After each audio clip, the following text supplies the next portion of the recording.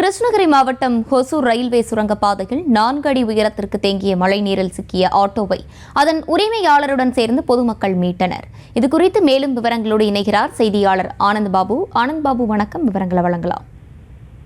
வணக்கம் அர்ச்சினி. ஒசூர் பகுதியில் காலை முதல் லேசாக தூறல் மழை பெய்து வந்த நிலையில் மாலை 1 மணி நேரத்திற்கு மேலாக கனமழை கொட்டி தீர்த்தது. இது 37.3 மில்லிமீட்டர் அளவு மழை பதிவாகியுள்ள நிலையில் ஒசூர் மாநகராட்சி ரயில்வே நிலையத்திற்கு செல்லக்கூடிய சுரங்கப்பாதையில் 4 அடி உயரத்திற்கு மழைநீர் தேங்கி நின்றதால் வாகன ஓட்டிகள் செல்ல போலீசார் தரப்பில் இருபுறங்களிலும் அனுமதி மறுக்கப்பட்டது. இந்த நிலையில் மழை பெய்து கொண்டிருந்த போதே ஆட்டோ ஒன்று சுரங்கப்பாதையின் உள்ளாக சென்ற போது ஆட்டோ 4 அடி உயரத்திற்கு இருக்கக்கூடிய நீரில் சிக்கிக் கொண்டது. அதில் உரிமையாளர் சிக்கிக் கொண்ட நிலையில் அப்பகுதியில் இருந்த காவலர்கள் மற்றும் பொதுமக்கள் அந்த ஆட்டோவை மழை நீரில் இருந்து மூழ்காதபடிக்காக அப்பகுதியில் இருந்து பத்திரமாக மீட்டு வந்திருக்கிறார்கள். தொடர்ந்து சுரங்கப்பாதைக்குள்ளாக தேங்கியிருக்கக்கூடிய மழை நீரை வெளியேற்றும் பணி நடைபெற்று வருவதால் அதுவரை 2 புறங்களிலும் வாகன ஓட்டிகள் செல்லாதவாறு தடுப்புகள் அமைத்து போலீசார் எச்சரிக்கை விடுத்து வருகிறார்கள். அர்ச்சினி,